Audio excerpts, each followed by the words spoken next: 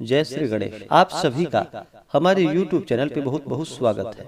आइए सुनते हैं विनायक गणेश चतुर्थी व्रत की कथा। शुक्ल पक्ष में पड़ने वाली चतुर्थी को विनायक गणेश चतुर्थी के नाम से जाना जाता है। इस दिन भगवान गणेश का पूजन किया जाता है और भगवान गणेश जो कि प्रथम पूजनीय माने जाते हैं। किसी भी प्रकार के शुभ कार्यों में या मांगलिक कार्यों में सबसे पहले भगवान गणेश जी का पूजन किया जाता है। जो भी भक्त सच्ची श्रद्धा के साथ, नियम और निष्ठा के साथ विनायक गणेश चतुर्थी का व्रत करते हैं, इस दिन भगवान गणेश साथ में माता दुर्गा यानी कि चौथ माता का पूजन करते हैं। उनके सभी प्रकार के विघ्न और बाधाएं दूर हो जाती है तथा भगवान गणेश जी की कृपा से सभी प्रकार के सुख और समृद्धि की प्राप्ति होती है। विनायक गणेश चतुर्थी व्रत जो भी करते हैं उन्हें चाहिए कि इस दिन जो कि सुबह ब्रह्म मुहूर्त में उठ करके नित्य क्रियाओं से निवृत्त हो करके गंगा नदी में या घर के नहाने के पानी में ही थोड़ा सा गंगा जल मिला करके स्नान करना चाहिए। शुद्ध वस्त्र धारण करके दिन भर उपवास रहते हुए भगवान गणेश जी का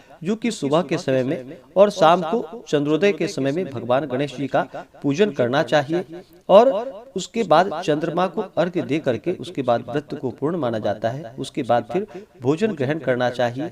विशेषकर भगवान गणेश जी को जो कि तिल से बने हुए वस्तु का भोग लगाना चाहिए या मोदक आदि का भोग लगाना चाहिए। इससे भगवान गणेश जी अति प्रसन्न होते हैं और अपना कृपा प्रदान करते हैं। तो आइए सुनते हैं विनायक गणेश चतुर्थी व्रत की कथा। तो बोलिए प्रेम से भगवान गणेश की जय, भगवान भोलेनाथ की जय, माता पार्वती की जय, चौथ माता की जय। पौराणिक कथा के अनुसार एक बार भगवान शिव तथा माता पार्वती नर्मदा नदी के किनारे बैठे थे। वहाँ पर माता पार्वती ने भगवान शिव से समय व्यतीत करने के लिए चौपड़ खेल खेलने को कहा। भगवान शिव चौपड़ खेलने के लिए तैयार हो गए, परंतु इस खेल में हार जीत का फैसला कौन करेगा, यह प्रश्न उनके समक्ष उठा। तो भगवान शिव ने कुछ तिनके एकत्रित कर उसका एक पुतला बनाकर उसकी प्राण प्रतिष्ठा कर दी और पुतले से कहा कि बेटा, हम चौपड़ खेलना चाहते हैं, परंतु हमारी हार जीत का फैसला करने वाला कोई नहीं है, इसलिए तुम बताना कि हम दोनों में से कौन हारा और कौन जीता। इसके बाद भगवान शिव और माता पार्वती का चौपड़ खेल आरंभ हो गया। यह खेल करीब 3 बार खेला गया और संयोग से तीनों बार माता पार्वती ही जीत गईं। खेल समाप्त होने के बाद बालक से हार जीत का फैसला करने के लिए कहा गया, तो उस बालक ने भगवान शिव महादेव को ही विजय बताया।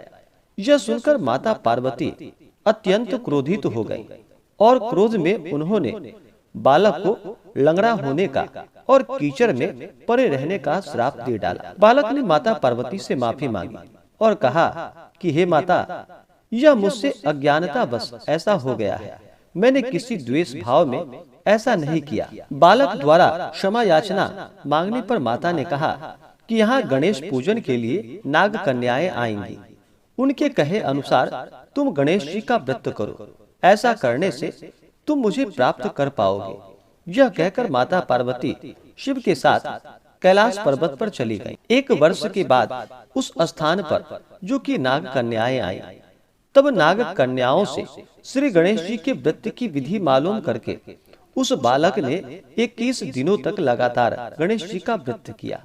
उसकी श्रद्धा से गणेश जी प्रसन्न हुए और उन्होंने बालक को मनोवांछित फल मांगने के लिए कहा। उस पर बालक ने कहा कि हे विनायक, हे विघ्नहर्ता गणेश, मुझ में इतनी शक्ति दीजिए कि मैं अपने पैरों पर चलकर अपने माता पिता के साथ कैलाश पर्वत पर पहुंच सकूं और वे यह देखकर प्रसन्न हो। तब बालक को वरदान देकर भगवान गणेश जी वहां से अंतर ध्यान हो गए। इसके बाद वह बालक कैलाश पर्वत पर पहुंच गया और कैलाश पर्वत पर पहुंचने की कथा उसने भगवान शिव जी को सुनाई। चौपड़ खेल वाले दिन से ही माता पार्वती जी भगवान शिव जी से विमुख हो गई थी। अतः देवी के रुष्ट होने पर भगवान शिव ने भी बालक के बताए अनुसार 21 दिनों तक श्री गणेश जी का व्रत किया और इस व्रत के प्रभाव से माता पार्वती के मन से भगवान शिव के लिए जो नाराजगी थी वह समाप्त हो गई। तब यह व्रत विधि भगवान शंकर ने माता पार्वती को बतलाई। यह सुनकर माता पार्वती के मन में भी अपने पुत्र कार्तिकेय से मिलने की इच्छा जागृत हुई। तब माता पार्वती ने भी 21 दिनों तक श्री गणेश जी का व्रत किया तथा दुर्वा, पुष्प और लड्डुओं से गणेश जी की पूजा और अर्चना की। व्रत के 21वें दिन स्वयं कार्तिकेय माता पार्वती से मिलने आ पहुंचे। उस दिन से श्री गणेश चतुर्थी का यह व्रत समस्त मनोकामनाओं की पूर्ति करने वाला व्रत माना जाने लगा। इस व्रत को करने से मनुष्य के सारे कष्ट दुख दूर हो जाते हैं, मनुष्य को समस्त सुख सुविधाएं की प्राप्ति होती है।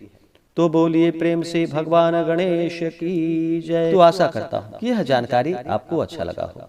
ऐसे ही ज्ञानवर्धक जानकारी प्राप्त करने के लिए हमारे इस चैनल पे अगर आप नए हैं तो चैनल को लाल बटन दबा करके सब्सक्राइब करें, साथ में बेल आइकन घंटी को दबाएं ताकि मेरे वीडियो का नोटिफिकेशन आपको समय से मिलता रहे।